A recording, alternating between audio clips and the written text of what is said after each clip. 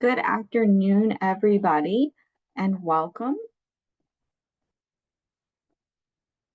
Connect with the Campaign for Grade Level Reading on social media.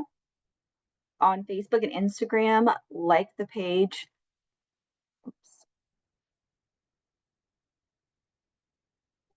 At CGLR. On Twitter, follow us at Reading by Third. And on Instagram, you can also follow us at Campaign for GLR. I'd like to take a minute before we get started to thank our sponsors, our donors. We have individual and programmatic funders. Your support not only allows us to hold these vital conversations, but it also helps us create meaningful opportunities to share insights, foster connections, and build our CGLR community. So thank you. I will go through some housekeeping tips real quick before we get started. We would love for you to introduce yourself. So please use the chat box at the bottom of the screen to share your name, your city, state, and your organization. And be sure to select everyone so that we all know who is here. And feel free to share your thoughts throughout the conversation.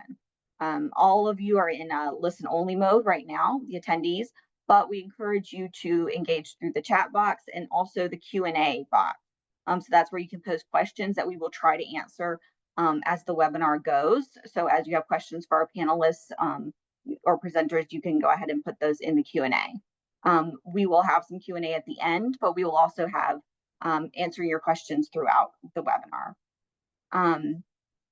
The webinar is being recorded and live streamed, and they link to the recording as well as the slides, bios, and all of the resources mentioned will be shared in a follow-up email to everyone who's registered.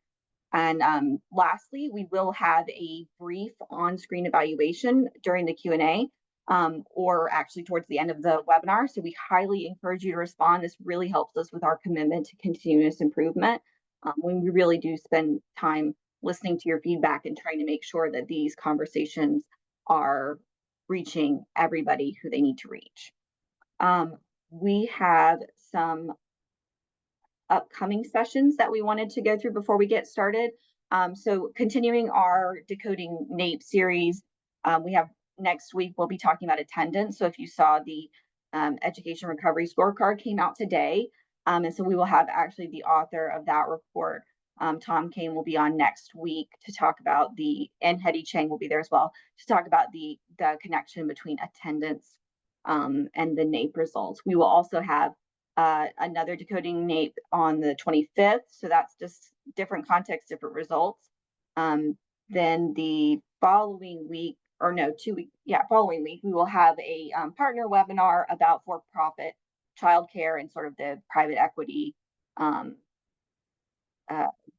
happening in childcare. So those are some upcoming sessions. Please register for those and share them. And with that, I am going to turn it over to John Gomperts, who is an executive fellow with the Campaign for Grade Level Reading, and he is going to lead our discussion today. Great. Thanks, Evan. Hello, everybody, and thanks for joining. Welcome back to our series on Decoding NAEP.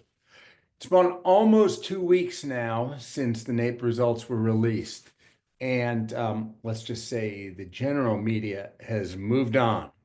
In case you haven't noticed, there have been a couple of other stories since then. But for those of us who are focused on using data to inform efforts to improve early learning and development, especially among kids from economically challenged families and in historically marginalized communities, there's more work to do to fully understand the NAEP results. We're sticking to it, and we're glad that you're sticking with us. Sticking with it is actually, in a way, what the campaign is all about. We've long emphasized the importance of the early years, early school success, in putting kids on the right path in school and beyond. And we've been consistent in paying particular attention to kids who are growing up in economically challenged and fragile homes and who live in historically marginalized communities. That brings us to today's conversation about the NAEP results, the recent NAEP results, which showed an alarming increase in the number of kids who are reading and doing math at a below basic level.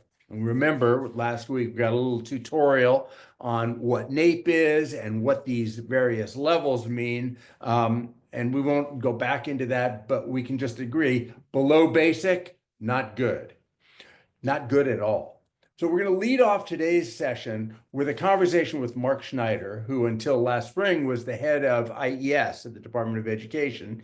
Mark's now a senior fellow at the American Enterprise Institute, AEI, as well as a visiting scholar at Georgetown University's McCourt School of Public Policy. If you've been fortunate enough to participate in previous conversations with Mark, you may remember Mark is a passionate and colorful guest. He has strong opinions and he expresses them in powerful language. So as you'll hear in a moment, for Mark, the biggest and most important story in the NAEP results is the increase in kids who are scoring below basic. A trend that began, as Mark will mention, back in 2015 and accelerated through the pandemic. Mark wants us to have a tight focus on this challenge, which he will call a national calamity. So Mark had a scheduling conflict today so that he couldn't be with us live, unfortunately. But we taped a conversation last week, and we're going to show that to begin our session today. We'll do that in a second. But first, I want to preview the rest of the session, in which we're going to be digging exactly where Mark suggested that we dig, starting to understand who the kids are who are scoring below basic, and what might be happening with and for those kids, and how we can respond in constructive ways. In my conversation with Mark, he lifts up a few data points related to the trends we're seeing and the population groups that are affected. We didn't have the slides ready when we spoke to Mark last week, but we've created a couple of slides to help those of you who are listening follow along visually. So I'll encourage you to check out the links to the slides that we just dropped in the chat to see if the data, if that's helpful to you while you're listening and watching. As always, we have great guests to help us begin to make sense of all of this, or at least to have the right questions going forward, which is part of what I think we're going to be talking about. So today we're joined by Dr. Melissa Castillo, who's a former senior advisor to the U.S. Secretary of Education in the Biden-Harris administration, where she was a key advisor to the secretary and assistant secretary with a big focus on bilingual and multilingual learners. And notably, Melissa has over 30 years of experience in education at every level, and she'll bring all of those experiences to bear in this conversation.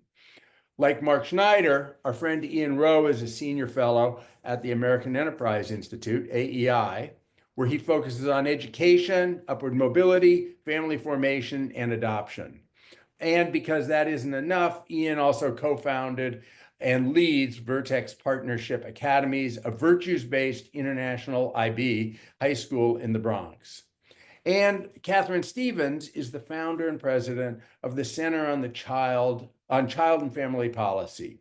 Prior to launching that, she served for more than 6 years as a resident scholar at AEI, catching a theme here, leading AEI's early childhood program. Before AEI, Katharine founded and led Teachers for Tomorrow, one of the first teacher apprenticeship programs in the United States.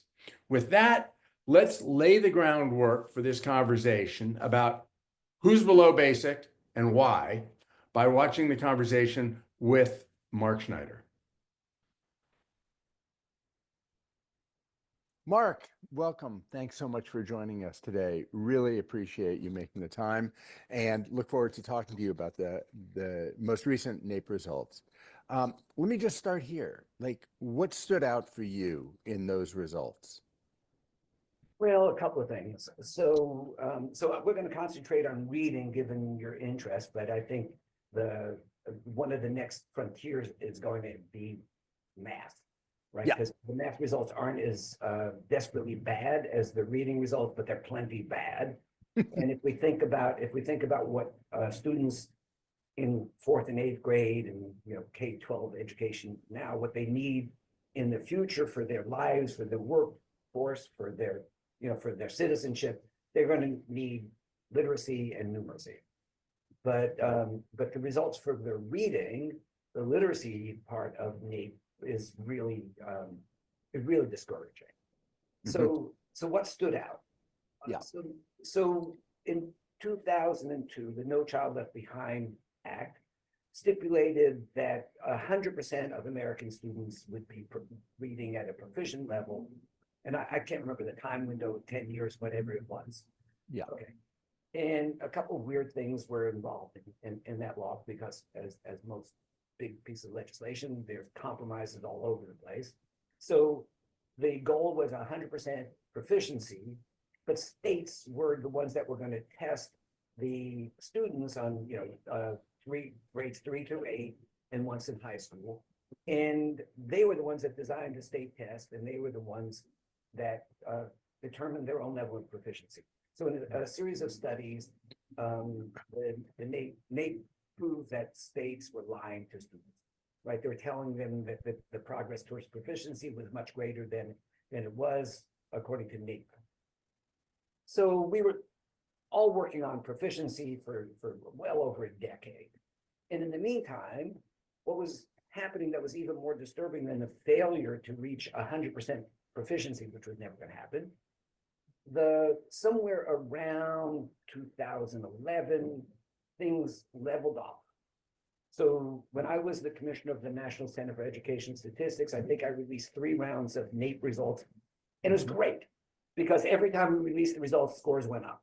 A little bit better, a little bit better. Went up, they went up a couple of points, they went up 3, 4 points, but it was like, standing up and saying, the nation's making progress, this is great, this is, we're doing this, we're doing that. And it felt good. Somewhere around 2011, it flattened out. Okay.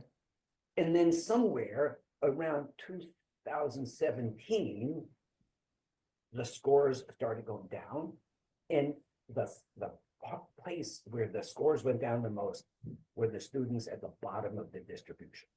Mm-hmm. The lowest performing students started sinking and sinking and sinking. And I'm going to give some credit to a scholar named Katharine Stevens, who came and said, look, you're missing, I was already the director of IES, and you're missing the story. The real story is the below basic. And like she convinced me that this was true. So I went on a campaign to get below basic as a focal point rather than proficiency. Yeah. And you guys, the campaign for grade level reading was a major part of this. I think everybody recognizes the importance of what's happening at the bottom. And I appreciate the years that we've been working together on this to bring attention to this issue. So a couple of things. So in 2017, the trend downward for below basic, no, sorry, that's not the trend upward for below basic. The bottom was sinking, but Yeah. the fact matters, the percent of students that were below basic started increasing about 2017, and the percentage of students that were proficient started declining around the same time. 2019 was the last NAEP pre-pandemic, but scores had already gone down between 17 and 19. We delayed the NAEP test in 21 because of the pandemic. Sure. But we tested in 22, and that was a disaster. And then everybody was hoping that in last year in 24, that we would see a recovery. So there were sprinklings, in Tennessee, for example, scores went up. But the fact of the matter is, there is no evidence of recovery between 22 and 24. And the decline from 2017 and 19 continues apace. So in fourth grade reading, 40% of Americans, fourth graders, are below basic, right? And you can go on the NAEP website, I'm sure you have, and you can look at what it means to perform at the basic level. And then you realize that if you're below basic, you can't even do those simple tasks, right? Are they functionally illiterate at the bottom of the below basic? Yes. Yeah. Higher up, closer to the basic, they're just struggling, right? Right. So this is incredibly bad news, right? And right now, there are 40% of American fourth graders are below basic in fourth grade reading. and only 30% of American fourth graders are proficient or above. So these lines have crossed, right? Yeah. Going down, down, down below basic. I'm sorry, down, Yeah. down, down, proficient, and up, up, up below basic. Right. Putnam calls it the scissor effect. Like those who are doing well are doing better and better, and those who are doing less well are doing worse and worse. Yeah, no, it's incredibly discouraging. And then if you start looking at subgroups, so NAEP by law reports on certain subgroups. Yes. It is awful. So over half of American Black students in fourth grade, again, these numbers repeat in eighth grade. Over half of American Black students in fourth grade are below basic. Ditto Hispanics. What's the percentage for Latino students? So Latinos are 53% below, I'm sorry, 52% below basic. I have a chart open here. 53% of free and reduced lunch and 56% of Black. This is all fourth graders. The numbers are a little lower for eighth grade, but they're the exact same pattern. And so free and reduced price lunch are about almost 60% of American students are free and reduced. 15% of students are Black, 23% are Hispanic. 15%, the same percentage that are Black, have either IEPs or 504s. That is, they're classified as having some disability. Yeah. Okay. So we're talking about 15% of American fourth graders have either IEPs or 504s. Yep. 70% of those students with disabilities are below basic. Wow. So if you think about like the population of the United States, our student population, we're talking about big chunks of the American student population that's below basic. Now think about that, and again, the work that you all have done is incredibly important in bringing attention to the early grades and reading in the early grades. We know from your work, from other work, that the knock-on effects of not being able to read in fourth grade are enormous, right? Sure. It's really, really hard to catch up from fourth grade to eighth grade to 12th grade, right? So what we're doing is we're presenting leading indicators of incredible problems, right? Yeah. I mean, it's so absolutely disturbing. Now, I hope we can crack the nut about why this is failing. And remember, pandemic only made things worse. Yeah, of course. Already saw evidence from 2017 to 19 of this decline. So we have many theories, right? And we could all say which ones we favor. But I mean, from my own experience with my grandchildren and from what I read, there's something going on with screens, social media, and things like that, right? Hang on to that thought for a second, Mark, if you would. Let's take something out of this conversation. Sometimes we read the stories that are in the newspaper, and they have wide sweeping kind of claims, like the American education system is failing and so forth. What I hear you saying is that for a whole group of students, they're doing some flavor of fine and well, that we're not really worrying about the students at the top, but we haven't paid sufficient attention, and we're really failing the students who are struggling the most. So Am I understanding you right? no, so I'm gonna dissent from that in a second. Perfect. Okay. Okay, because no matter how good we're doing at the top, it's not good enough. Okay. Right. Okay. So the top is holding steady, but from my perspective, holding steady at a point that's not what we need for the future economy of the United States, for the continued wealth and security of the US. Right. So it is true that the top is holding on better, but it was never high enough. Right. So again, we keep reverting to standardized tests. So the US participates in something called PISA, the program. Yep, sure.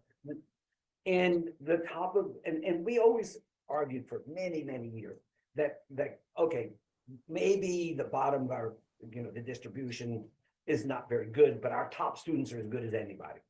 Yeah. No. It's not the case. It's not the case. There are many countries that that at the top are much higher percentages and higher performing than ours. Now, Okay. so I wanted to say two things. So the first thing is clearly the decline in reading started in 2017.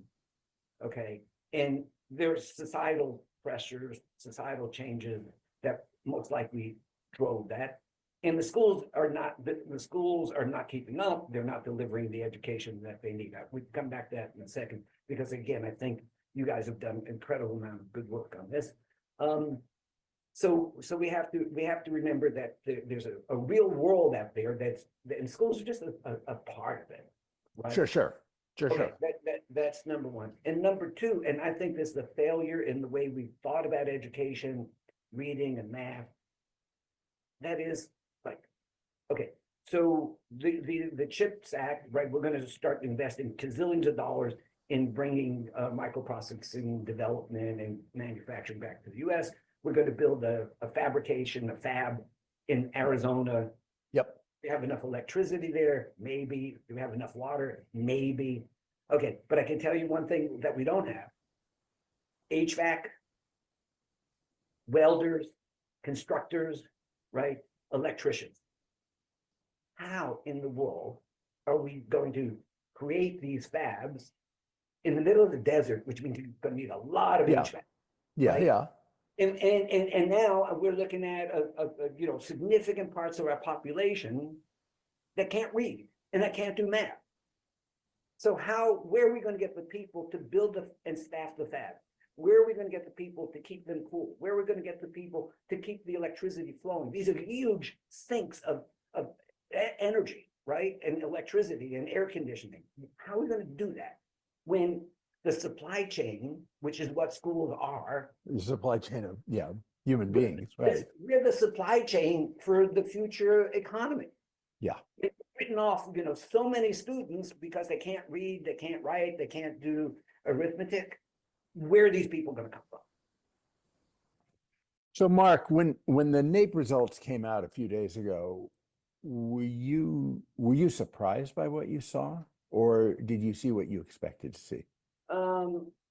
So I was holding my breath, like so many other people, Yeah. hoping that we'd see some evidence of rebound. And you could only hold your breath so long before you start passing out. Yes. So you were disappointed. I was, yes, of course I was disappointed because I was hoping for something different. How surprised was I?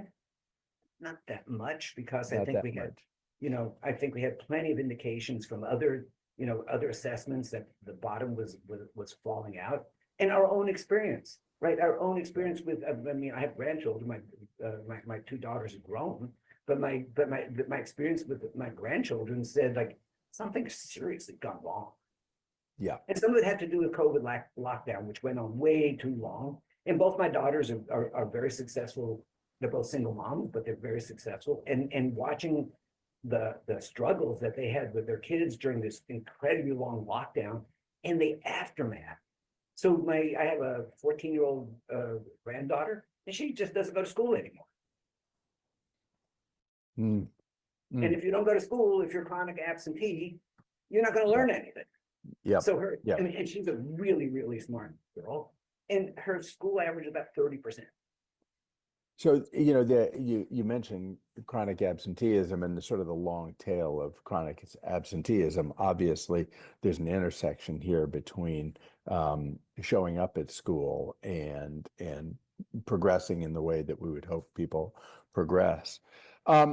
So we've had these conversations before, Mark, and I know you're an interesting mix of, you can be an alarmist, but you're not a defeatist at the same time.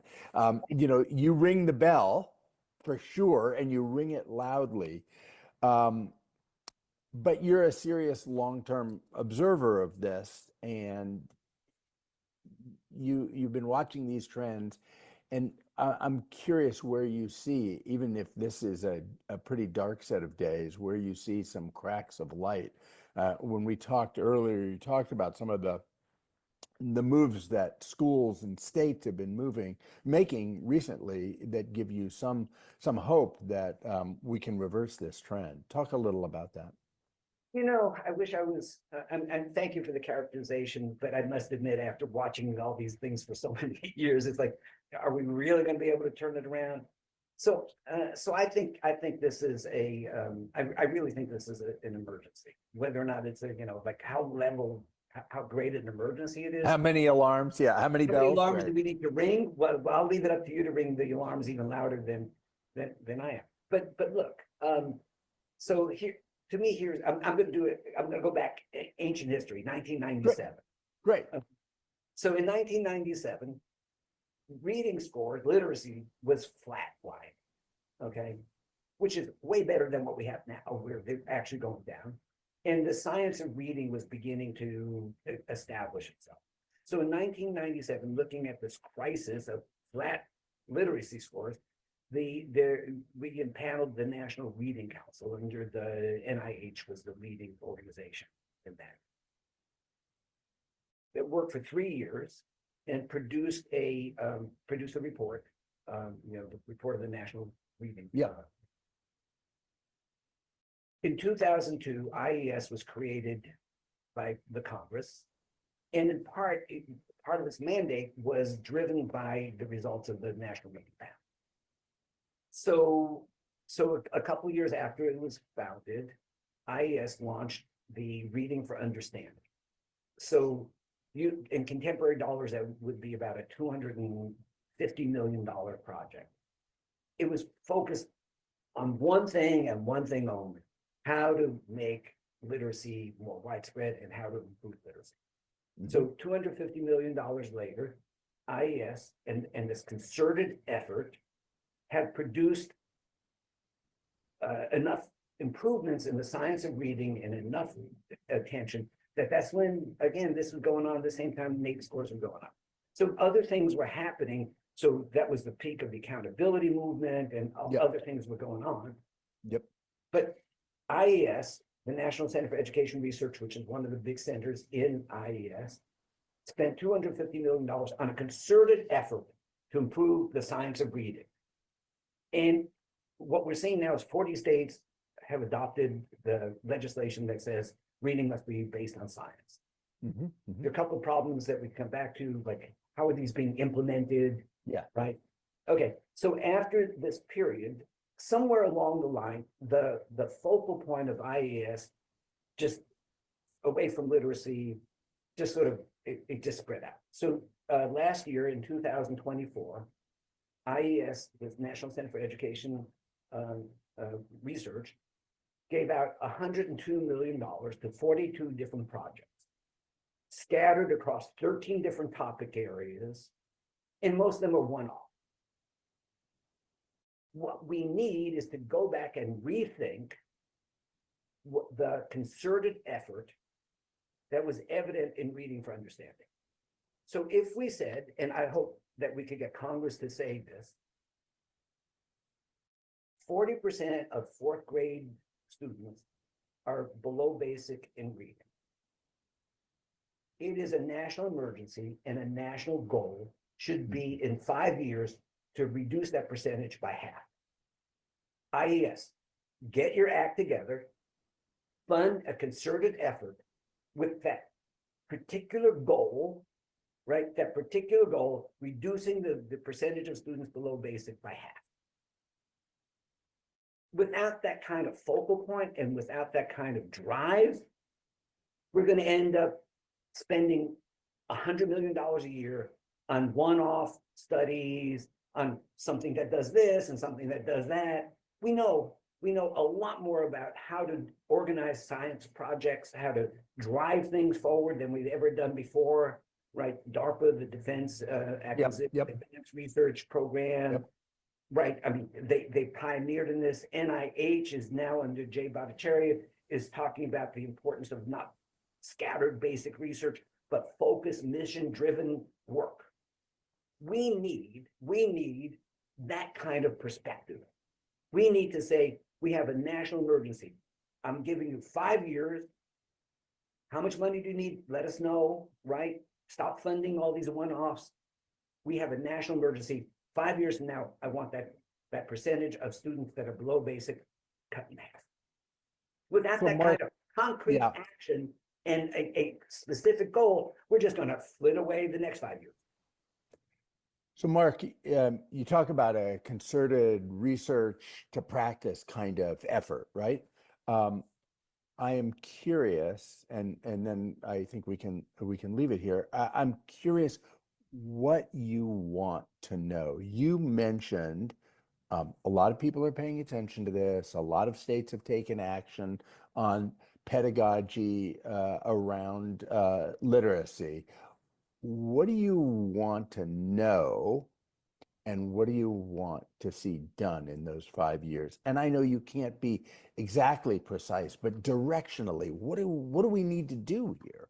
So this is something that I've been thinking about, the most of the time when I was in IES, and people would say, hey, what keeps you up at night? And I would always answer the same way.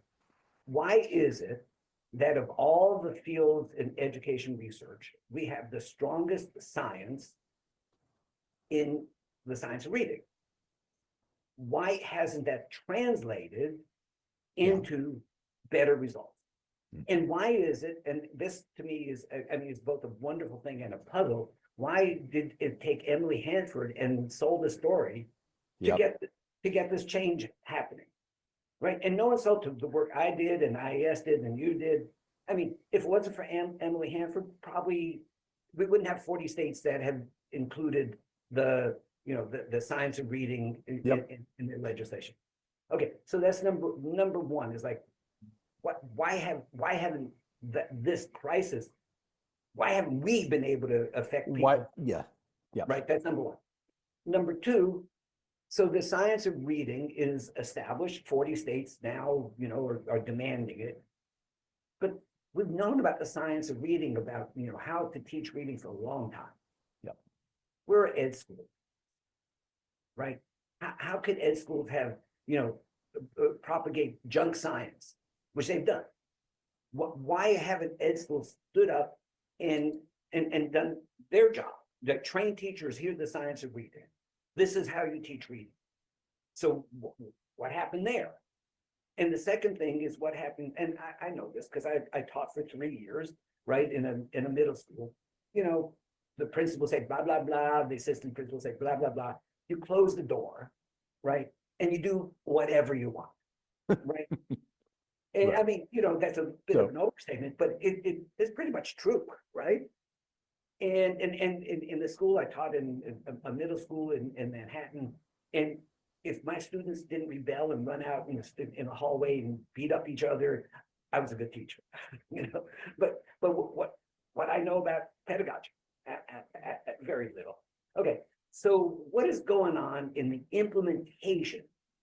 Yeah. Right. So we all know that people talk about the last mile, and how do we get from the science of reading to the ed schools, and the last mile to the teacher. Yeah. And like, I don't think anybody's paying enough attention to that, and we need to pay. Part of this 5-year drive has to be improving our understanding of implementation of the science of reading. Mark, I think that was a really good place to leave it. I will tell you that implementation is one of the focal points for the campaign. That, I mean, we can all tick off, oh, we need this, we need high dosage tutoring, we need digital access, we need all the things, we need kids to show up at school. But if we don't implement any of those things well, it's not going to matter enough. It's not going to matter.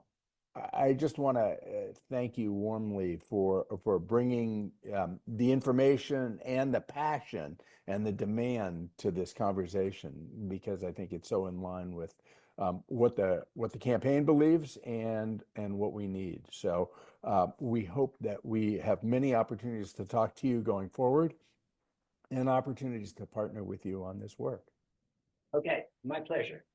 Thanks so much. Excellent.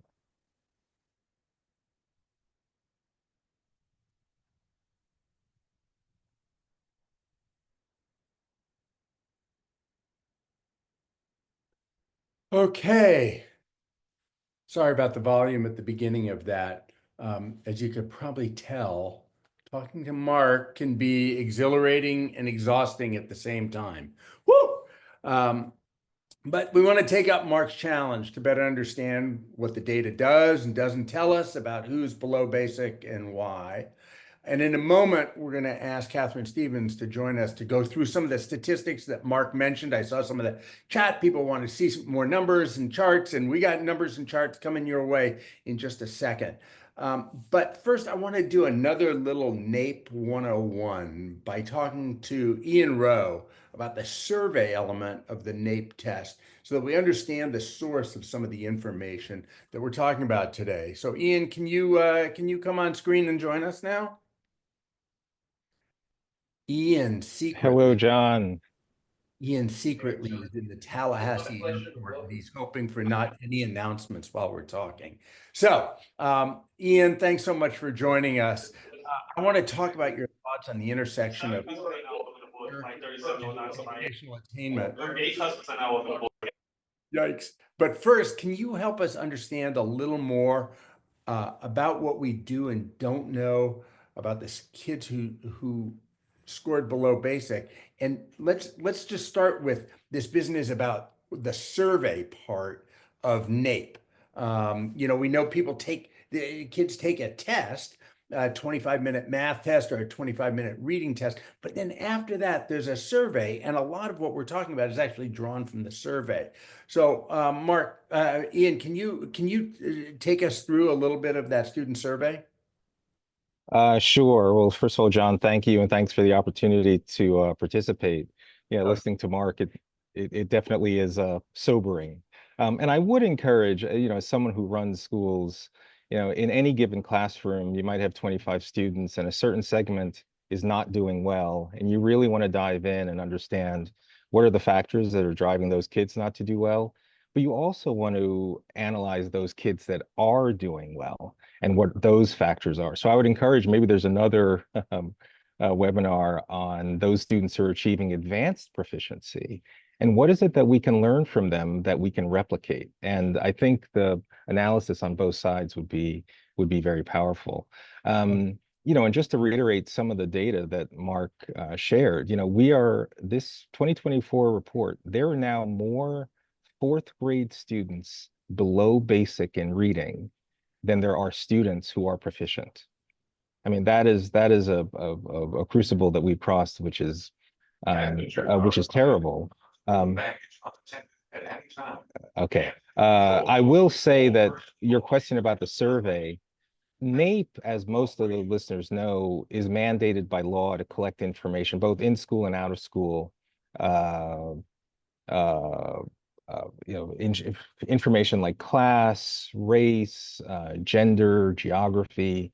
But there is information that is self-reported and collected by students. And to your point, John, this information occurs for both fourth grade and eighth grade students.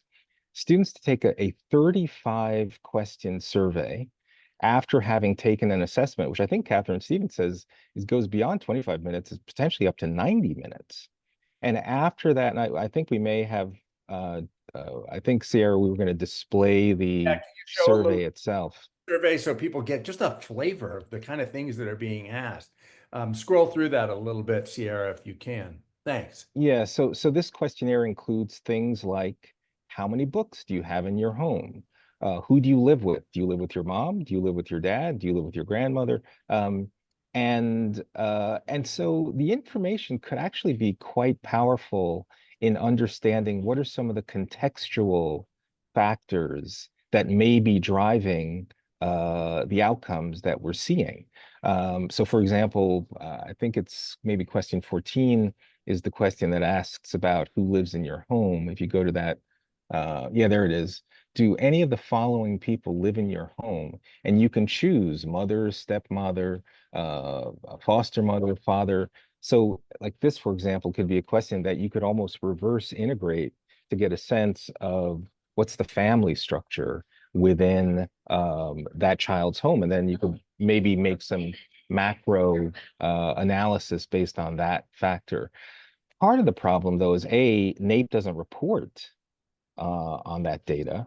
For example, family structure, and it's worth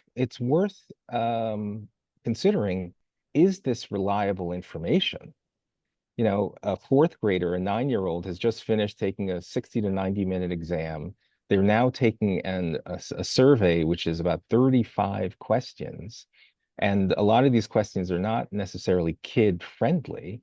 And so I think this survey instrument could be extremely powerful. But I think some statisticians really need to take a look at it to determine, are we getting the most accurate information to complement the data that's already collected? So, for example, if you look at some of the data from last week, if you look at Black students in fourth grade math, the highest performing state in terms of proficiency for Black fourth grade students is Texas, and it was 27%. The worst state was Wisconsin at 5%. And so, but if you're only looking at race, you may come to the conclusion, well, perhaps that's driven by racial discrimination or some other factor. But there are also a lot of Black kids in fourth grade in math that are doing great, that may be in married two-parent households or some other factor, or they have access to education savings accounts, or they have access to charter schools. So there's a lot more information we need to gather to really get a sense of the context in which we're evaluating these results. So that is extremely helpful. Part of what we are exploring in these conversations is, what do we need to be curious about? What do we need to know more about? NAEP is it's one big set of data, and it's possible to, it suggests, like most data sets, other things that we ought to look at. And your curiosity about what's actually going on for these kids is really interesting, and as is your critique of, wow, we're using a bunch of questions that are odd to ask kids after they've just taken a test, as the basis for sort of supposing what's going on with those kids. Yeah, and NAEP, as everyone knows, it's the scorekeeper, you know. It's not the entity that's trying to say why these results are coming forth. And I think we've now tried to do this analysis around race, class, gender, sort of what I call the usual suspects. But what typically happens is, because NAEP reports data through those data categories, it tends to suck the energy out of the room for any other explanations that could be transcendent. I'm particularly interested in the role of family structure as being potentially far more determinative of student outcomes than some of the categories that that NAEP reports on now. School type is another. You know, so these are just factors I think that we really need to consider. I think it's relevant to note that in other sectors, they're making this effort to try and expand the categories through which they evaluate child outcomes. So, for example, Health and Human Services, back in 2010, they actually came to the conclusion that, given the changing structure of changing forms of family structure, they've now created analyses for child health outcomes that are by these 7 distinct and mutually exclusive family structures: nuclear, single parent, blended, unmarried biological or adopted families, cohabitation, extended, and what they call other, which is defined as, you know, one or more children living with related or unrelated adults who are not biological or adoptive parents. But what's interesting, when you look at their data for child health outcomes, you really see huge differences by family structure that tend to transcend what I call the usual suspects. So I think if we could have a similar move in education, it would be very powerful to complement the current categories that are collected. Ian, that is so interesting. I want to come back to that in a second, but let's turn. Yes, and let me just add one very quick thing because someone added a question, but you can't change family structure, which is absolutely correct. What we can do, however, is if we know that that is the element that is more determinative, potentially, we need to do the data analysis, but it's potentially more determinative than other kind of usual suspect categories. It just changes our orientation for what are the types of interventions that we now need to be creating that are more family friendly, that are speaking to young people about the decisions that they make moving forward, about their own family formation. If we know that intergenerational disadvantage is something that we're all really concerned about, then that's a factor that could really make a difference. Ian, thanks, and stand by. We'll be back to you. I want to talk about that more. Katharine, can you join us on screen now? Welcome, and thank Thank you. Mark called you out in that thing. He said Katharine was banging on me. You got to pay attention to below basic, and so you won. He certainly did pay attention. It sounds like you've been focused on that issue for quite a while now. So tell us. Start out by telling us why is it that you are so focused on the below basic?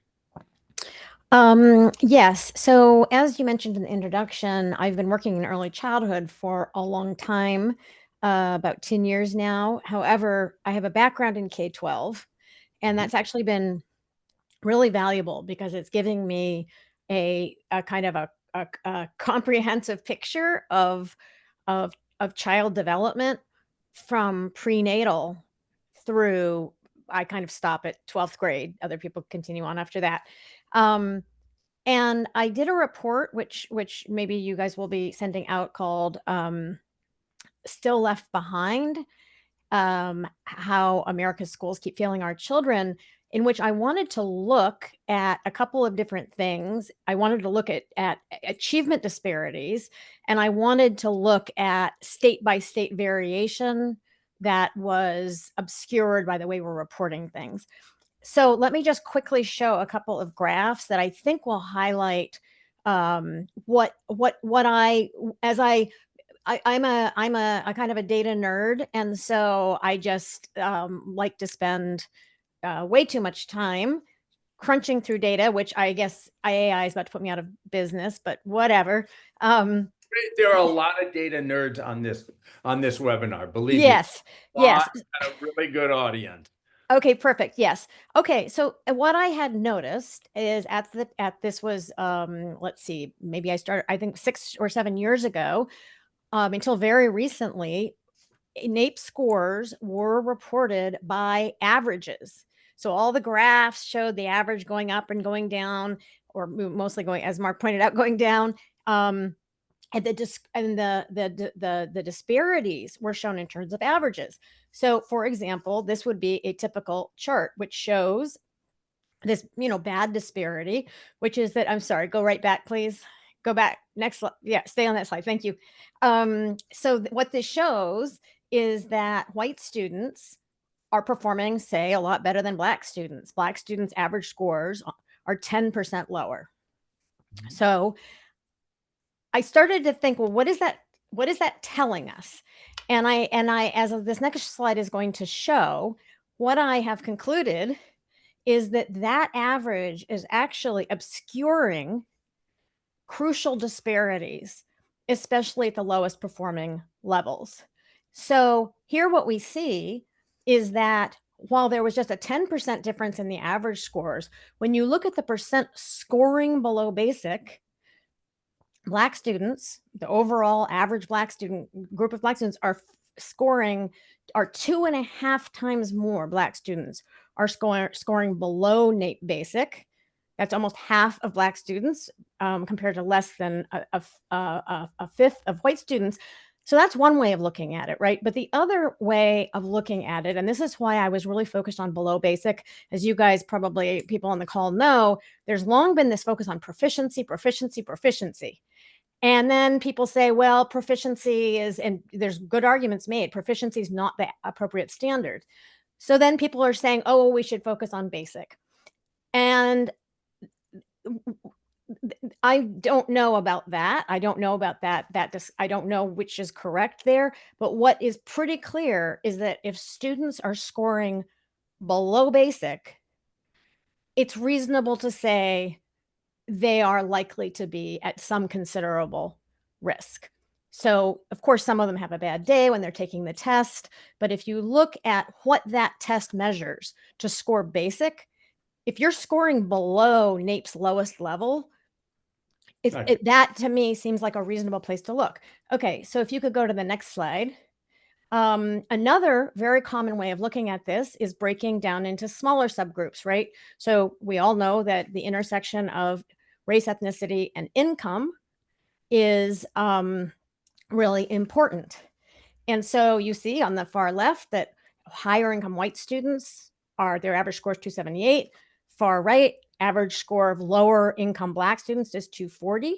So that's a 14% lower. And then if you go to the next slide, same thing.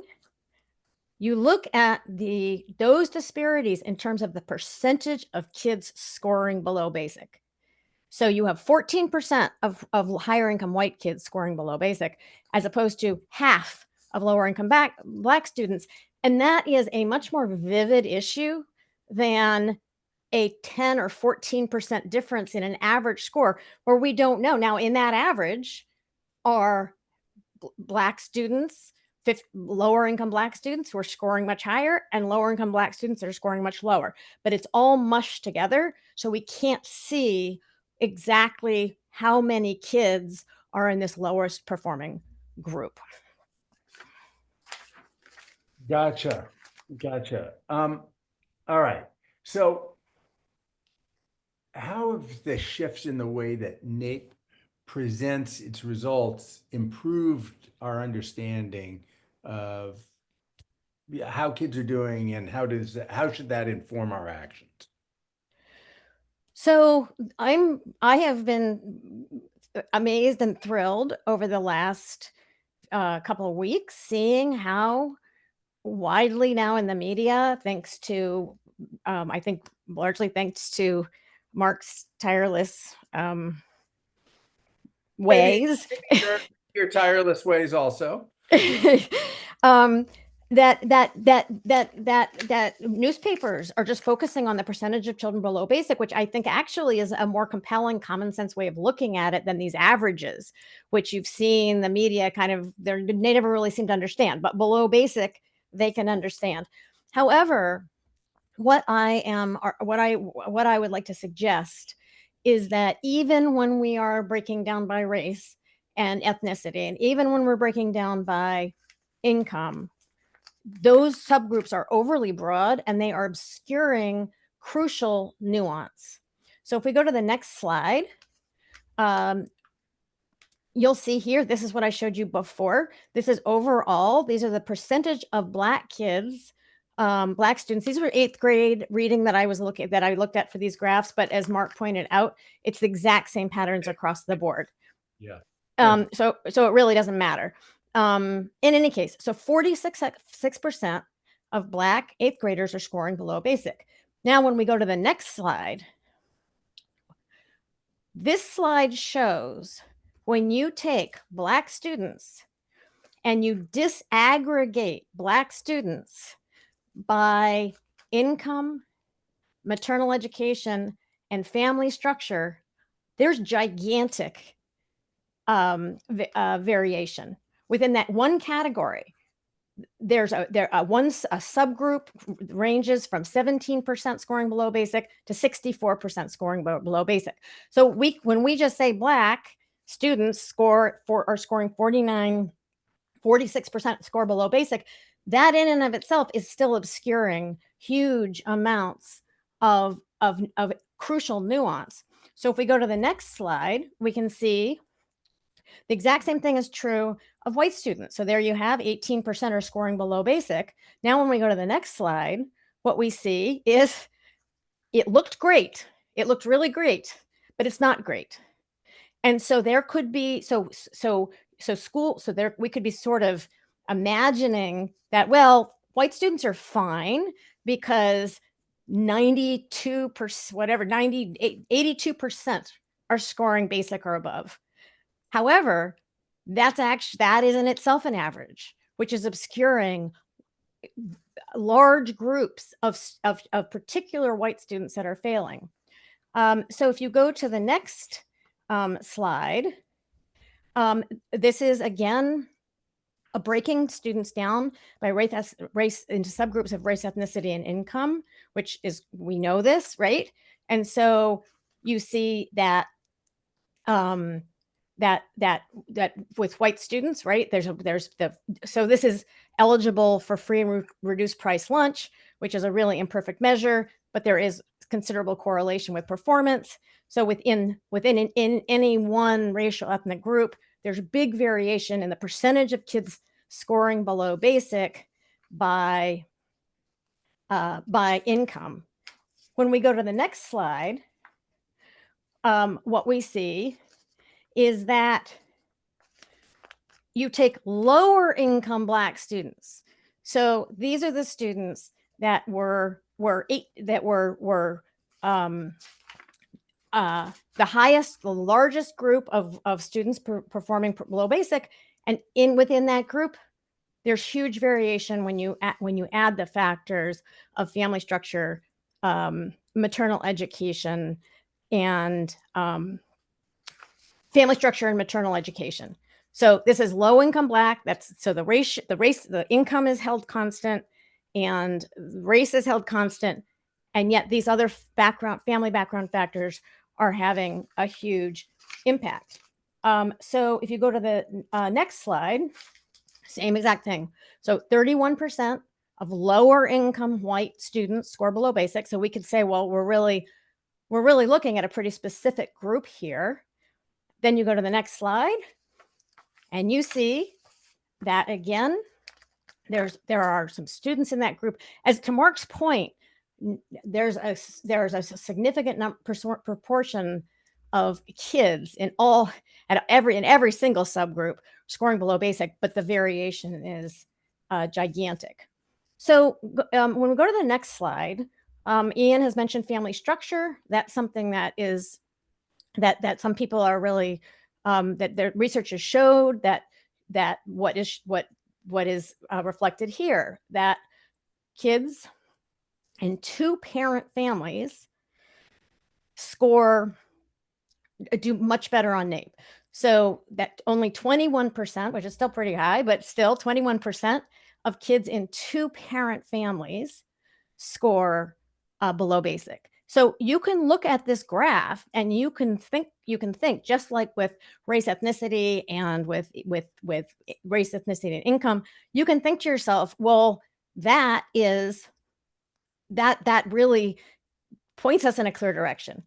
Now let's go to the next slide. All right. Those are all children in two-parent families.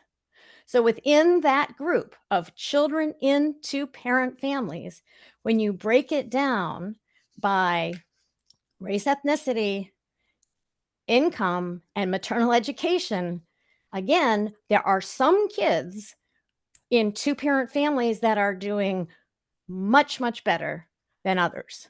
So what this tells us is that there's a confluence of factors here that we are needing to look at. So if you go to the next slide, just to summarize what I'm hoping to highlight here. First of all, I want to echo this point again. If these slides will go out to people, they can look at them. I'm going to be publishing a report on this in the spring that will have all of these details and appendixes and everything. I'm also happy to provide data to people if they want to get in touch with me. But it's even when we're talking about, relatively speaking, the best performing kids, there's still a lot performing below basic, which Mark was highlighting. The other point which I've made is that when you use a broader range of family characteristics, there's huge heterogeneity within the groups that we've conventionally been defining by race, ethnicity, and family income. So we've been missing something very important by focusing just on those categories, which is not to say that they're not really important. It's that they're really insufficient. And finally, what are the main risk factors that are associated with kids' performance? As I said, we've been thinking race, ethnicity, income, but what those risk factors really are become increasingly unclear as additional characteristics are considered included in the picture. Like, the more characteristics you include, the more complex the patterns become. So in the next slide, this is the main point here. These data underscore how little we know about what matters to children's academic and life success. I also want to emphasize that none of these characteristics, race, ethnicity, income, family structure, maternal education, none of those cause student performance. They are correlated with factors that associated with, right? Associated with. So if we could just, you have no idea which thing goes which way. But you do not. Let me ask you, I want to get to Melissa in just a second. Yes. One last question here, Katharine, which is all of that nuance that you added. This is all drawn from student responses to those surveys that Ian talked about before. So I know that you think, oh, it's all fascinating, but it's a little bit of a house of cards, or we just don't know because the data itself is shaky. Yeah, that's right. Well, if you could go to the last slide here, so what you've just said, John, is absolutely correct. This is surveys, survey questions, self-reported data from kids. So do they know how many books they have in their home as a proxy for income, for example? How well do they understand whatever these things are? However, it's absolutely clear that there is huge variation based on things that we do not understand. And to me, that's the big takeaway, that the major cause of our ongoing failure to raise persistently low achievement is we do not understand sufficiently which children are most at risk and why. And that is where we've got to focus our effort. And I just wanted to say, just in conclusion, this early childhood, the impact of early experiences, increasingly research is pointing to very earliest years of a child's life as a crucial driver of their later academic performance. And when I say early, I don't mean pre-K. I mean the first year, 2 years, 3 years. And that's the focusing on parents and how we can support parents in the home, I think, is going to turn out to be a really crucial piece of this picture.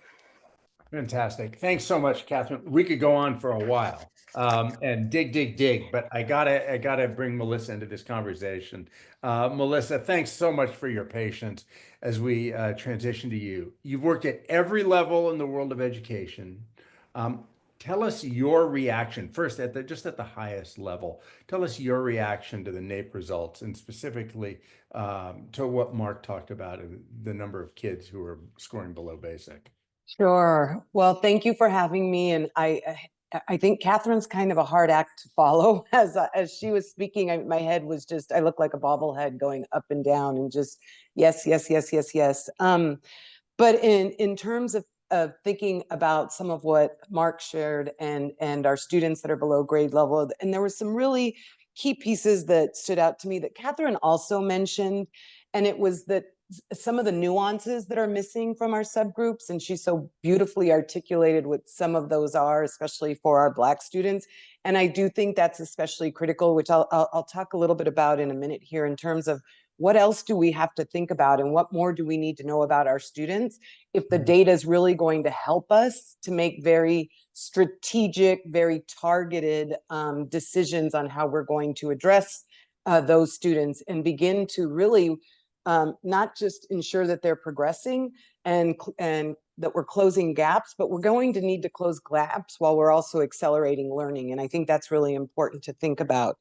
I think something else that he said that really directly impacted me and connected me back to some of the work that we had done at the agency and that I've really done in most of my career. And that was just the preparation of students and how this is a national emergency in terms of professions and the different types of professions that we need to consider. And even some of those that we may have not thought before are going to require strong readers, strong writers, students that can communicate really well, that can do math, people in construction, welders, HVAC.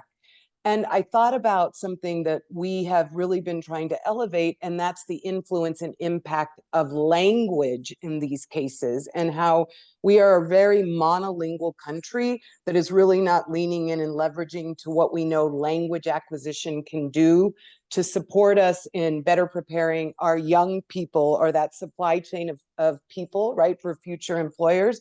But I think in understanding how language acquisition can really impact literacy and reading being part of that literacy.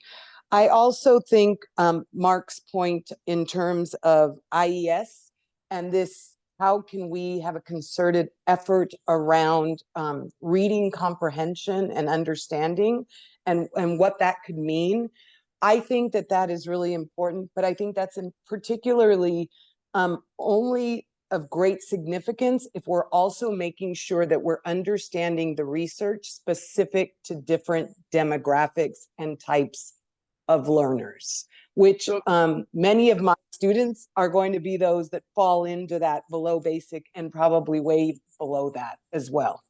Well, let me ask you, I want to ask you about performance of Hispanic students in a second, but before, something you just said triggered, like there's a distinction between bilingual and multilingual learners. Can you clear that up for people?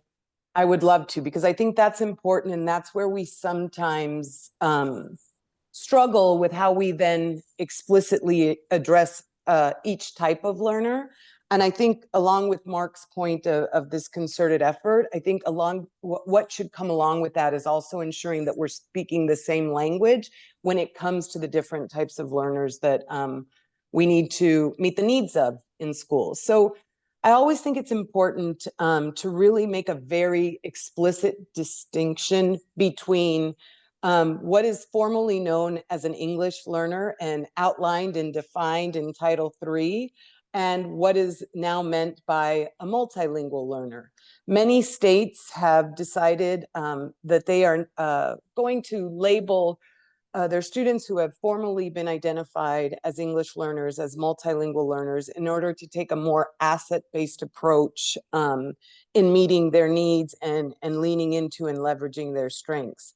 However, I think it's important that we understand that there are very specific rights and responsibilities, funding and services that we have to provide in ensuring are effective for our students who have specifically been identified as an English learner in school. So I know our audience can read what that definition is. I think what's important here is to note that a multilingual learner refers to a student who can read, write, listen, and speak in more than one language and at various levels of proficiency.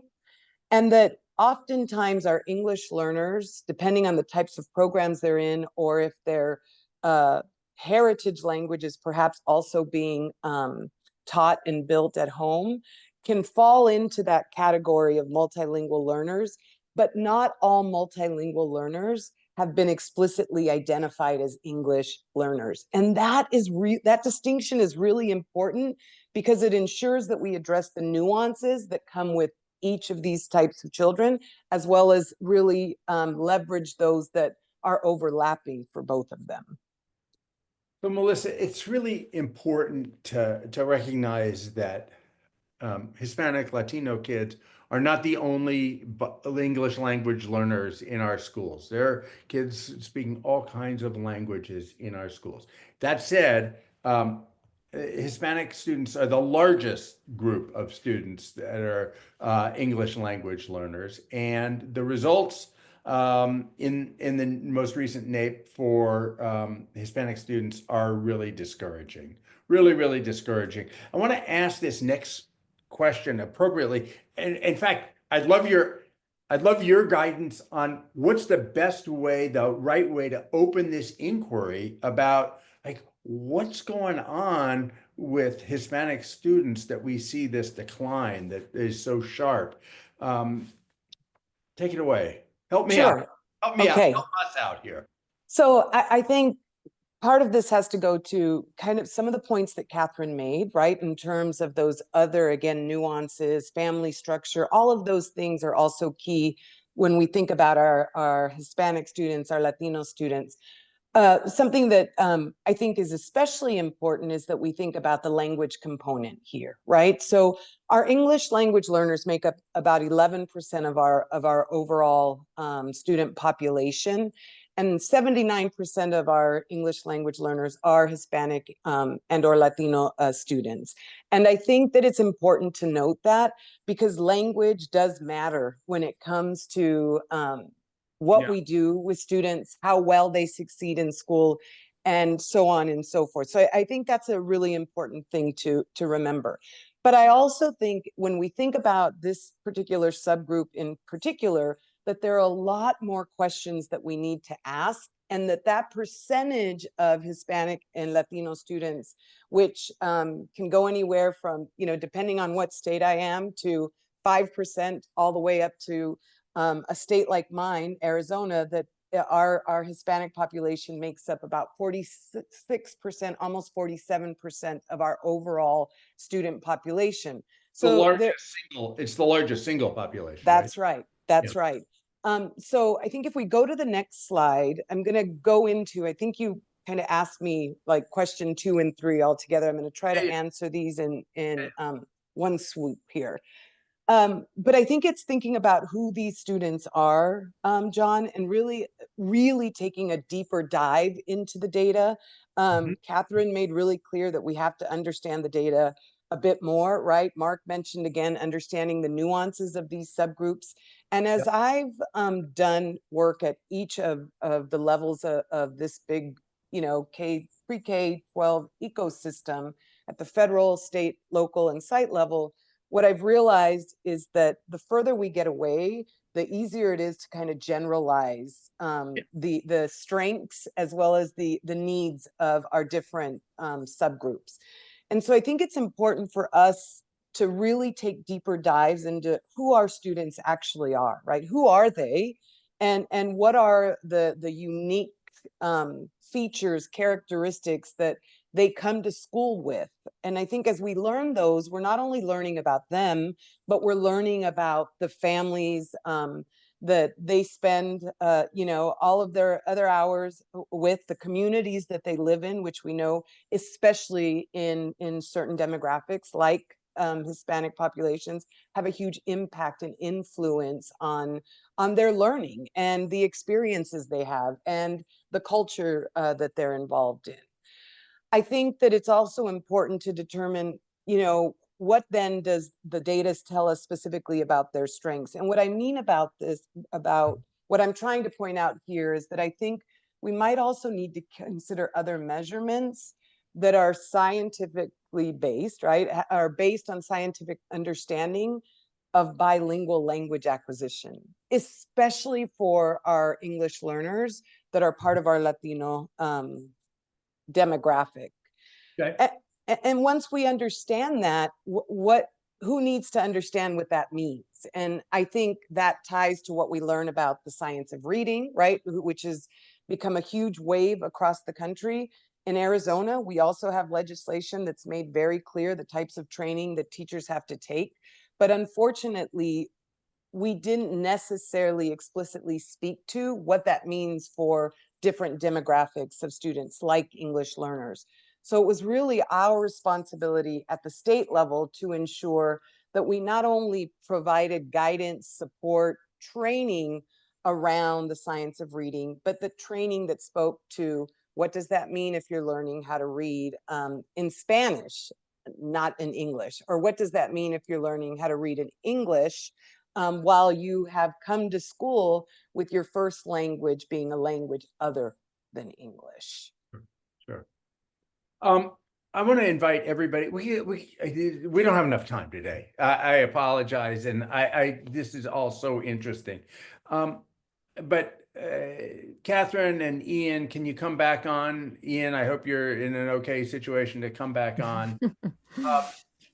We have a lot of questions, but one of them goes really to a very fundamental thing. And Sierra, let's go ahead and post the poll while we're posting this question. People can fill it out. You can continue to listen as you fill out the poll, but we like your responses are important to us here.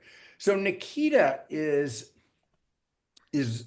recognizing all of the factors that you're mentioning, but then asking, no matter what those factors are, what can we do in school settings that creates a kind of culture that diminishes the impact of those factors on students in school? You know, the school itself is hard pressed to speak to a lot of the factors that you all have mentioned. What can schools do to flatten out the effect of those things that are happening outside of schools? Ian, you want to take, I hear that the guy's not talking on the loudspeaker right now, so go. Right. Well, I think, you know, Katharine, I think has done all of us a great service by really showing how limited a view we really have as to why our kids are not succeeding. And I think if we were to do the same analysis that she's done on below basic to show that great heterogeneity, I think we'd see that same heterogeneity in even advanced proficiency, right? And so I think this is a huge takeaway for all of us to push NAEP to IES. And I know we're now dealing with IES potentially losing funding. But the usual suspects of race, class, gender, and such have really, in my view, narrowed the scope, sucked energy out of the room that has made it hard to come up with really cogent factors that we need to focus on. In terms of what schools can do, again, even here, what if we had data which said for an individual kid, school type was an individual piece of information, charter school, voucher, and we saw that that was a huge contributor to the factors that are driving those kids in the proficient and advanced proficiency categories, then we'd have a much stronger case for school choice to make to legislators. Again, for my, I have a particular interest in family structure. You know, we teach in our schools something called a success sequence.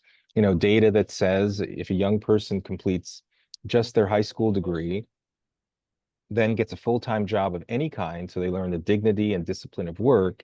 And then if they have children, marriage first, that series of decisions, education, work, marriage, and children, 97% of millennials who follow that series of decisions avoid poverty and have a huge sense of agency in their own lives. It's a forward-looking information that our students get, but we think it's critical information that will help to break the cycle of disadvantage, which so many of us are focused on. So what can schools do? I think we can do a lot. I think our hands have been tied when we have been limited to race-based interventions or class-based interventions because we think that those factors are the most determinative. Melissa, what's your thought on this question? I saw you nodding your head when Ian was talking. I do think that there's a lot that we can do. I think there's a lot that we know already can work, I think is really important to think about here. I think for me, I can't speak to language enough. Katharine mentioned the early learning component of things, which we know is vital.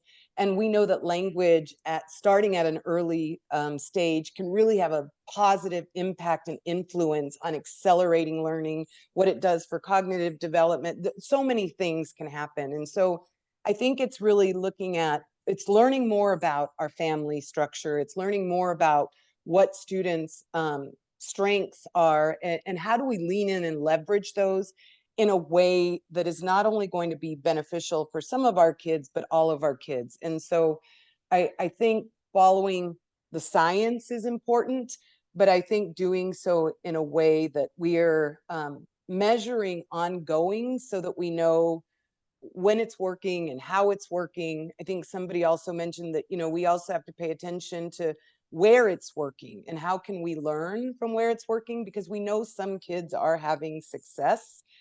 You look at the data and it scares the heck out of you, right? You think, holy cow. But we do know that kids are highly successful, and different types of students are highly successful around the country. We've got to narrow in on those places and spaces, and we need to learn from what they're doing.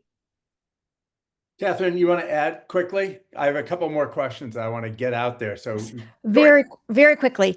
I think you guys are having an upcoming webinar that's focused on this. My number one focus would probably be at the entry point into school. So kindergarten readiness, or in some cases pre-K readiness, so that we are assessing where children are starting from. You guys have done an amazing job of showing how it snowballs. And if we just count up how many Black kids, white kids, poor kids, rich kids, that's not enough. We have to do a much better job when kids are coming in. And Rowe Richardson, who I think is an upcoming webinar, has some amazing ideas on what we could be looking at so that we do a much better job of identifying which kids are truly at risk when they are starting, as opposed to waiting until fourth grade to find, which is better than nothing, to find out that they're not doing well. I have two quick questions, so I need quick answers here because we're running out of time. Mark posed this idea at the end of his conversation of creating a national goal of cutting the number of kids below basic by 50% over 5 years. Katharine, you're nodding your head. You like this idea? You think this is galvanizing?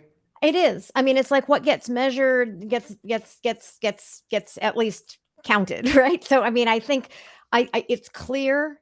It creates a clear standard focused on the kids who are clearly having the worst struggles in school. So I that's the best idea I've heard in terms of a public target. It makes a lot of sense to me. Ian, what do you think about that? I'm not opposed to it. I'm much more a fan of goals focused on increasing the positive than just reducing the negative. So maybe there's a combination. Yeah. But one interesting point is that, in 2010, and I run schools in New York, in 2010 in New York State, essentially the fourth grade, I think it was fourth grade or eighth grade social studies test was eliminated as a requirement for students in New York State. And what slowly happened over the course of the decade, it used to be that social studies, history was an anchor part of your elementary school curriculum, 45 minutes per day. Now, basically, that time has been replaced by more vapid ELA type classes where you're having social studies and science maybe once or twice a week. So we also have to look at what are the incentives that states are doing to value knowledge. The science of reading says a lot about background knowledge. And so if we're reducing incentives, particularly in elementary school, to basically create perverse incentives to eliminate content-rich curriculum, that's also what's contributing to these low reading outcomes in fourth and eighth grade. Yeah, a really, really important point, Ian. Thank you. Melissa, what do you think about Mark's goal? Well, I could go either way, but there's something I think that because I think Katharine and Ian both give strong arguments as to why or why not. But I want to add to something that Ian said about the social studies and science piece. And I think that's why with one of my questions to consider is who needs to know all of this, right? And I think it's everybody and anyone that has anything to do with impacting, students' outcomes. Because I think if we had a better understanding of this idea of language and literacy, we'd understand that social studies time and science time is a huge opportunity and a really welcoming opportunity for many students to develop rich language and rich literacy skills, right? That we don't learn language in, in a vacuum. You learn how to read, write, listen, and speak in social studies with topics and things that are that's right, that might be more interesting to me than one of my other peers. You also, and I think it's also to understand that can happen in a multitude of languages, that not being proficient in English does not equate to illiteracy. So again, we need to know our students. What do they already bring to the table? What are the things that they enjoy? And where are the missed opportunities to accelerate their language and literacy development simultaneously, so that we have stronger results, just like as the cherry on top to just producing, more literate and productive, prepared members of a greater society. You won 2 thumbs up from Ian, so you're really doing well. Okay, guys, I have to ask one last question here as we close out. We saw some in the chat. I didn't actually see the news before, but presumably there's news moving that maybe IES is being defunded. Katharine, you are the deepest in the data on this. What's your thought on that? I think that were IES to be defunded, were the Department of Ed to be dismantled, there are particular functions like Pell Grants and NAEP that are not going to go away. So I'm not an expert on the federal government, but I can understand why people would be upset at the picture of what's going on. However, it is not going to happen that the kind of research that the NAEP research is going to end. It's just, if anything, they would just go somewhere else. I don't know where. Yeah, and I tend to agree with that, but it could be an opportunity to reimagine. I mean, this entire conversation that we've just had has been about how insufficient the data platforms are to really evaluate student outcomes. So this is obviously harsh steps being taken. Yeah. But to the degree that we can reimagine the information that NAEP is providing to all of us, this could be a game changer. Melissa, you came from the department most recently. Thought on this? I think that's why I think that's why I will always first and foremost say that our boots on the ground are who are most critical here, and that's our teachers and our families and our educators, that they understand how they can make decisions based on the information that they are gathering daily in terms of how their students are doing, based on the pedagogy, the whatever programs they're putting in place. Because more than ever, I think we have to know that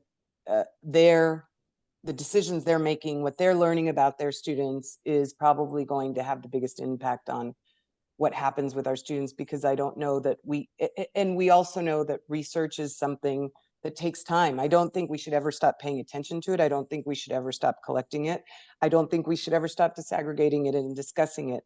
But I do think we need to put more time, invest more into those that do the work every single day, and know more about our students and how well they are doing and can do, than those of us, that are maybe speaking about it at a further, we matter, but I'm saying they matter even more just because of where they're at.